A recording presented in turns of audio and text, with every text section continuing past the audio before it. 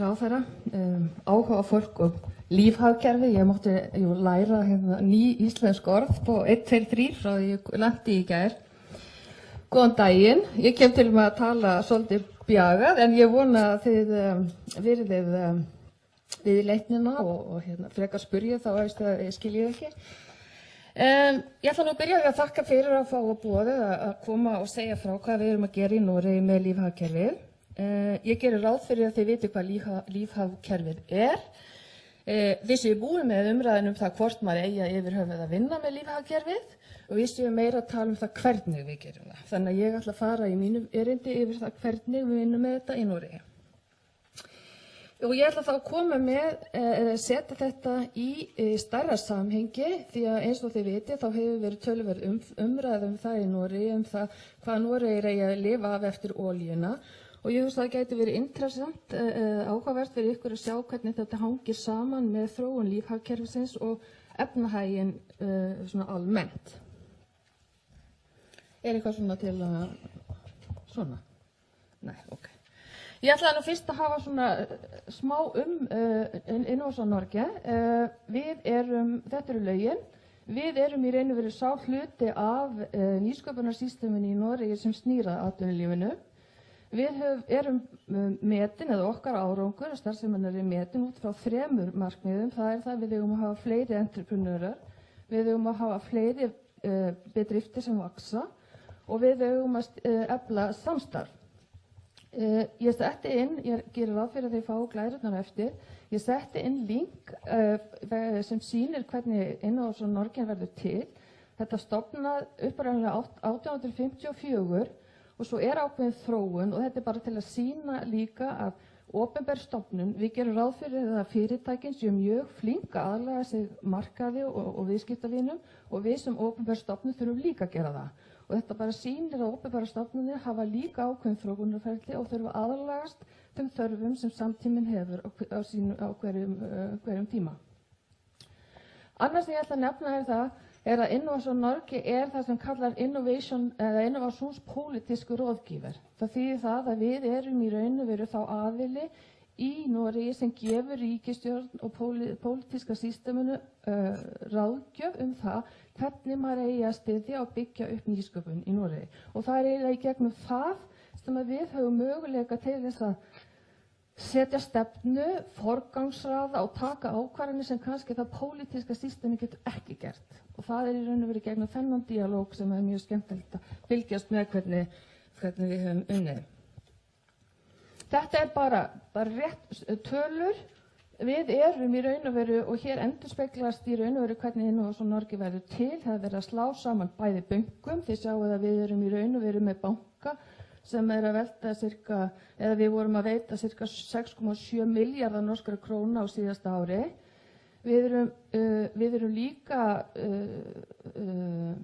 það var svona Industry Fund sem með styrki. Þar vorum við að veita síðasta ári 3,7 milljarðar. Og það sem að þið sjá að við erum með skrifstofur í öllum fylkjum í Noregi, þannig að við erum nálagt fyrirtækjunum, við erum alveg frá Finnmörku og suður, erum við með skrifstofur og síðan erum við með skrifstofur í 35 löndum. Því það eiginlega útflutningsráði sem hafa slegið saman.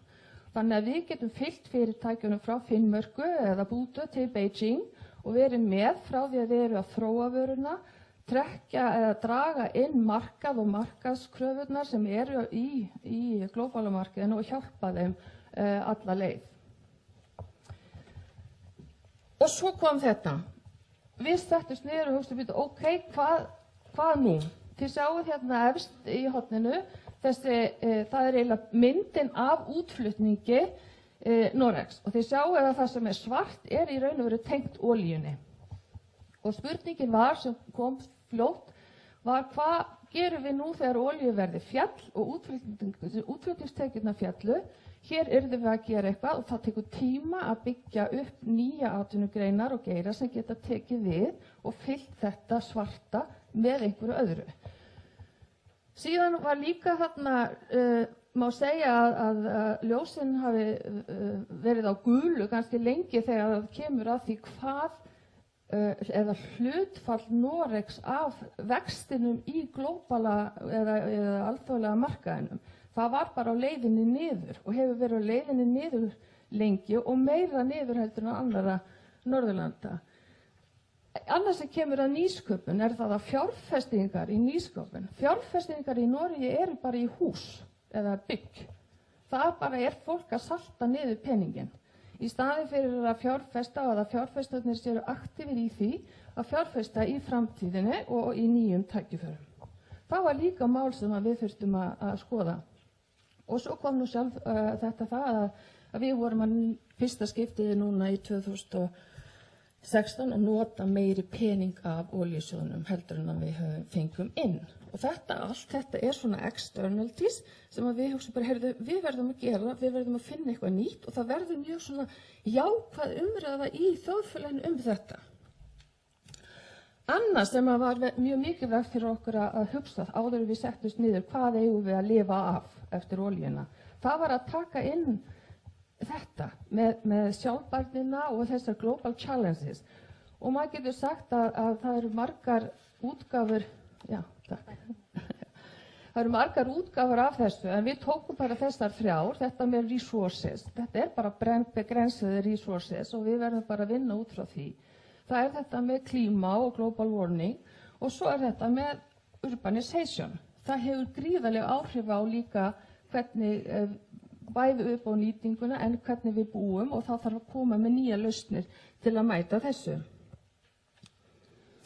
Annað sem að við þurftum líka að hafa með okkur inn í það þegar vorum að vinna að nýrri eða endurskoðun á stefnunni og svo Noregi var þetta.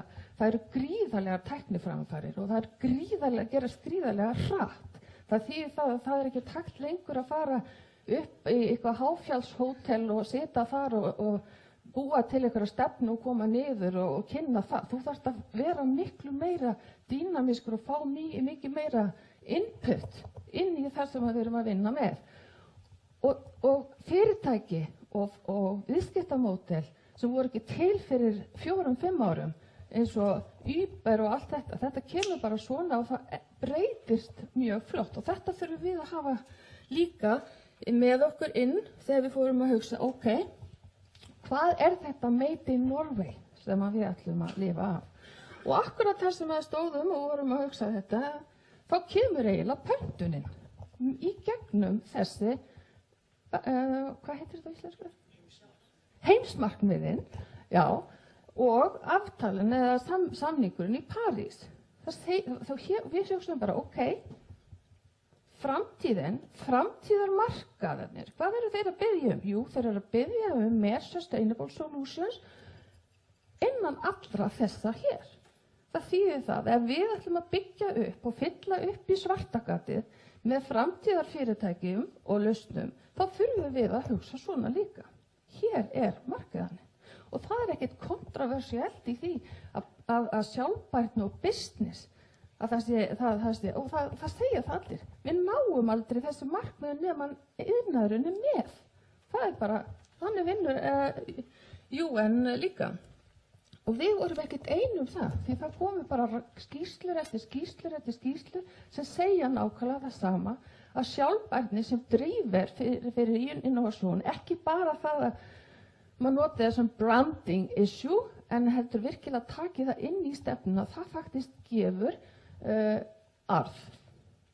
Og þá spiluðu við inn sem pólitískur róðgífer eða til ríkisstjórnarinnar, að það bara ákveðin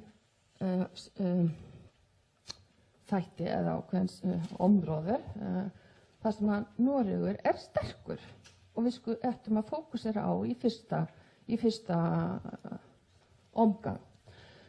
Og þetta þessi 6 svo við kalla areas of opportunities fyrir Noreg, þar sem að við segjum, við ætlum að prioritera það og mobilize industríin til þess að koma með sustainable solutions innan þessara 6. Og það bioekonomíin eða lífhagkerfið 1 af 6. Og það sem ég ætla að benda hér á líka það, þetta ekki einn sektor. Þetta í raun og veru fyrir ofan það. Þetta til þess að undirstrika það að það ekki einn sektor sem þróar þessar nýju sustainable solutions. Það í samstarf milli fleiri sektora, milli fagaðila og líka að sjálfsögðu myndigheitana að skapa það umhverfi sem þarf til þess að gera þessar lausnir. Og hérna líka það sem ég var að tala það að hlutinni gerast svo hratt. Með að hafa rammana svo víða, þá höfum við fleksibiliteten sem stofnun að setja eða konkretisera innan þessara möguleiksområði eftir því sem að breytingarna verða. Þannig að við þurfum ekki að fara á endurnýja okkar stefnu alltaf reglulega. Við höfum fleksibiliteten. Og þetta var mjög mikilvægt fyrir okkur. Og svo annars sem ég ætla að benda á líka, að sjálfsögðu þetta ekki. Það eru kristningsfelt á milli þessara möguleiksområðu sem við erum mjög meðvituð og það þarf bara þá að hantera það, eins og til dæmis Ocean Space. Sjávarútvegurinn og fiskiflotinn og kannski tæknin í laxeldinu í Ocean Space því að þeir eru að fara núna út, þá eru þeir að taka og nýta þekking og tækni frá olíuiðnaðinum og maritímt. Inni frá bíóökonómíin þá eða lífhagkerfinu, þá það líffræðilegi hlutin sem mætir í raun og veru þessari tækni þróun sem verður. Og við í gegnum þessa vinnu þá fór í gang líka, eða þá ósk það að það yrði gerð stefna í Noregi lífhagkerfið. Og sem okkar innspil inn í það, þá höfðu við í raun og veru einhvers konar svona crowdsourcing process sem við kallum dream commitment. Við fórum allt land við fólk við fengum bara gerð svona leiðbeiningar það hvernig fólk gæti haldið svona workshops og gefið okkur innspil það hvað Noregur ætti að lifa af eftir olíuna. Og við fengum fullt af innspilum. Og þegar þessi ósk kemur það að þessi ósk national strategy, þá í raun og veru nýtum við það crowdsourcing, það alltaf input, pluss það að ráðuneytið ákvað það, eða ráðuneytin, því ég setti inn hérna bara til þess að undirstrika að þetta var samstarfsverkefni milli margra ráðuneyta og að sekretariatið lá í iðnaðarráðuneytinu. Því þetta átti að vera stefna sem ætti að styrkja atvinnulífsbygginguna en ekki rannsóknarstefna. Og það var mikið atriði því það hefði verið allt annað plagg sem hefði komið út ef við hefðum alltaf að fara í hafa þekkingarfókusin. En hér átti að vera kommersialisering og hér átti að vera að efla atvinnulíf. Og það var landbúnaðarráðuneytið og fiskeri og iðnaðarráðuneytið sem stóð saman að því að vera sekretariati og svo var hinum boðið inn. Og svo ráðuneytið fóru lönd og strönd í Noregi til þess að fá input og svo skiluðu við þessari skýrslu sem okkar Innovation Norges input hvað þyrfti að gera til þess að byggja upp lífhagkerfið í Noregi. Og þeir í raun og veru eru kannski opnir, menn hér koma þeir inn á 4 punkta sem þeir alltaf að fókusera á og það þetta með samstarfið. Það líka annað í þess að við höfum verið að benda á að það þetta með að markaðurinn fyrir þessar nýju grænu lausnir kannski ekki alveg nógu þróaðir til þess að fjárfestarnir séu tilbúnir að taka áhættuna að setja peningin í það heldur. En hér í raun og veru það opinbera mjög stór aðili í innkaupum og nota offentlig innkjöp möguleiki til að skapa markað fyrir grænar lausnir eða bio-based solutions. Og það sama gildir í til dæmis þetta með að íblöndun í bensín og annað, það getur líka regluverki getur skapað markaðin og það mjög mikilvægt. Og síðan þetta með að þeir vilja hafa fókus á processing og produksjón af biomassa. Og við í Innovation Norge, við fengum þetta frá stjórninni Og við fengum líka skilaboð það að við og Rannsóknaráðið og SÍVA sem sem sagt, batteríi sem byggir upp infrastruktúr, húsnæði og annað, að þeir, við áttum að skila sameiginlegu handlingsplani eða plani það hvernig við ætlum að styrkja innleiðinguna á lífhagkerfinu frá rannsóknu og í búð, svo að segja. Og við byrjum ekkert frá byrjun, ég ætla bara að nefna hér á að við sátum mjög hamingjusamur hvert á okkar þúfu frá fiskeri og skó og landbúnaði og hitt og þetta. En eftir að við byrjuðum að vinna með lífhagkerfið, þá þurftum við að starta aðeins upp á nýtt og finna út hvernig við gátum lært og unnið saman þvert á þessa gömlu tradisjonelle sektorin. Við í 2016 þá voru við að veita 3,5 milljarðir norskra króna til iðnaðar sem tengdu lífhagkerfinu. Stærsti hlutinn fer í sjávarútveginn, en við erum með 1,1 milljarð í landbúnaðinn, inklúdert þá skóginum. Og þetta combination af styrkjum og lánum. Því það oft þannig að ef þú ert með stóru verkefni þá ferð ekki bara að fá eitthvað lítið brot af styrk, þú þarft að byggja upp industrí og þá þarftu fjármagn og þá koma lánin inn. Það sem að við gerðum líka að við notum bara EU's skilgreininguna á lífhagkerfinu sem okkar útgangspunkt og virkar fínt, en þetta mjög vítt og svo getum við bara í raun og veru skilgrein og forgangsraða og nota þetta sem plattform. Og það sem að við gerðum að við höfum valið að fókusera á brand building og þetta matvæla framleiðslu hlutinn. Það mjög fá norsk þekktar merkivarir, brand, í útlöndum. Það nokkuð sterk í Noregi, en ef við ætlum að vinna meira í Noregi, nýta allt þar, þá þurfum við að byggja merkivöruna vegna þess að við þurfum að fá hærri verð fyrir fiskiflakið eða ef það fílið af trjástofninum. Við erum að til dæmis massavirki sem síðuströmmina af tré, við erum að flytja út cirka 50% óunnið. Þetta bara allt mikið. Við þurfum að flytja þetta inn og við þurfum að nýta og það það sem að stefnan sagði líka, við eigum að efla vöxt og við eigum að skapa fleiri arbeidsplassar.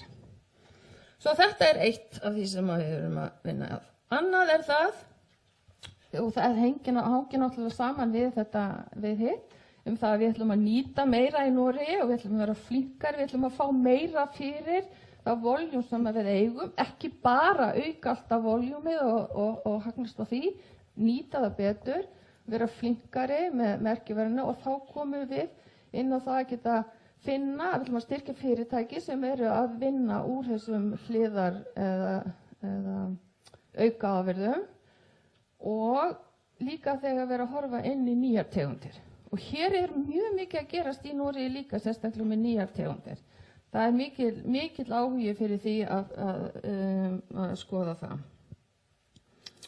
Síðan þegar það kemur að skóginum, þá hefur verið unnið mikið af því að nota tré í byggingar. Það var bannað í Noregi að byggja tréhús, hátréhús. Síðan var það þessu breytt og núna verið að byggja stærsta eða hæsta tréhúsið í Noregi og líka stærstu brúna. Þannig að það verið að setja tréð inni í bæði infrastruktúrverkefni stór og inni í byggingarnar. Og hér komum við inn á þetta með klímaelementi í lífhagkerfinu. Biosmart, við erum ekki bara upptekin af því hvernig við nýtum þennan biomassa, heldur, það skapar atvinnu og það, en það líka öllu tækni og þekking sem þarf til þess að gera það mögulegt að nýta þennan biomassa. Og þetta það sem við kallum svona supply industry. Það sem að lífhagkerfið í raun og veru plattform fyrir þróun á miklu stærri, þetta svona hringvirkningar. Og þar erum við líka mjög aktíft að styrkja fyrirtæki. Og hér sem dæmi þá get ég nefnt þetta að sjálf supply industríin fyrir fiskeldið hefur stóra möguleika á export frá Noregi langt fyrir utan meira heldur en það að þeir flytja út fisk. Þannig að þetta eru tveir ólíkir geirar þó að þeir hangi mjög saman þegar þeir verða að þróa það. Og hvað þarf maður eiginlega til þess að lukkast með þetta hér? Og það sem að ég held og meina það að maður þarf að hafa vision og ekki vera fastur í detaljer en hafa fleksibiliteten til að svara bæði markaðinum og þeirri þörf sem og svo þarf maður að hafa leadership og það þetta, við erum ekki að tala administration, við erum að tala leadership her. Og að lokum þetta með samstarf. Það ekki eitt fyrirtæki, ein sýsla, eitt land sem lyftir lífhagkerfinu. Þetta samstarf margra aðila, bæði innanlands og utanlands. Lokaorðin. Takk.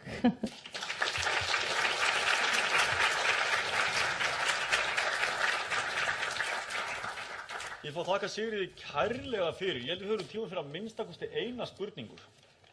Það ábyggilega einhver sem hefur áhuga á því að spurja. Kannski mig bara langar til að byrja aðeins, Sigríður. Hvernig þetta? Nú tala mikið samstarf og það mikið samstarf á milli Noregs og Íslands, en á sama tíma líka samkeppni. Og ég held að við vitum öll að það gildir einhverju þetta sama bara á milli ráðuneyta og stofnana. Þarna voru mörg ráðuneyti. Hvernig fenguð þið til að virka? Það nú fyrir fyrsta, það náttúrulega bara, þarf vilja. Þú veist, vilja. Og það sem að skiptir til þess að sjá það að allir hafi steik í verkefninu. Og það einmitt þetta að skapa þessa vision, þú veist. Og það hjálpaði náttúrulega líka þarna að hér var ákveðið urgency fyrir að gera eitthvað nýtt. Og það líka ýtir á að þú veist, ok, við þurfum kannski að fara upp úr einhverju hjólfari eða einhverjum og byrja að vinna saman, ræða saman svolítið öðruvís en höfum gert. Og það var inngangurinn í þetta, inn í þessa vinnu. Og ég held að það skipti mjög miklu máli. Og að fólk hlusti, sko. Þeir komu frá þessu ráðuneyti til annað. Það var hlusta, það var ekki bara byrja þeir. En þú veist að það sé alvöru samræður og vilji til þess að gera hlutina. Og annað held ég að það var líka skipt máli að þetta var búið að ræða allt land. Það var búið að fá svo mikinn stuðning utanfrá inn í þetta að það var varð að koma eitthvað út úr þessu tilbaka aftur. Sæl, ég heiti Davíð Tómas Davíðsson, ég að vinna hjá Kotland. Við erum fyrirtæki sem að vinna aukaafurðir úr fiski, sérstaklega því sem aðrir hafa verið að henda. Ég bara veltaði fyrir mér með svona regluverk og því líkt að þau voru að uppfæra hefðbundnar aukaafurðir sem við reynum alltaf að kalla hliðarafurðir. Þá hefur regluverkið ekki alltaf náð að fylgja eftir nýjum breytingum í tækni og verklagi. Eru þið eitthvað að vinna í þessu núna? Sko, þetta var eitt af því sem að ég sá að hún var búin að segja að ég hætti ít á stopp þannig að ég droppaði öllum þetta hér en það líka til þess að ná árangri sko, það þetta með visionin og síðan þessi rammi sem þarf utan lífhagkerfið og það einmitt þegar þú veist að fara með afurðir úr ruslflokk uppi í farmasútikali eða þú veist að fara eitthvað. Hér þarf að samstilla því það mikið í þessu tradisjonelli regluverki sem í raun og veru mótstríðina. Og það þarf að fara bara mjög markvisst í gegnum þetta og segja, þú veist, ef við ætlum að ná því að gera þetta, þá þarf bara að fara og skoða hvernig þetta hangir allt saman. Því nú það þannig og það líka þannig í Noregi þrátt fyrir það að við höfum fengið þessa stefnu sem svona fyrsta skref, að þá þetta hérna verið svona en paraply og svo landbúnaðarráðuneyti með sitt og sjávarútvegur og iðnaður og allir hafa. En hér allavega vilji til að setja í plattform og hér getum við byrjað. En síðan á eftir að rúlla. Og eitt af því sem við segjum að sé alveg nauðsynlegt, það að auka þekkingu í þessu opinbera systemi til þess að mæta fyrirtækjunum þegar þau koma akkurat með þessar þarfir. Eru fleiri spurningar? Þá vil ég bara þakka kærlega fyrir aftur. Takk kærlega.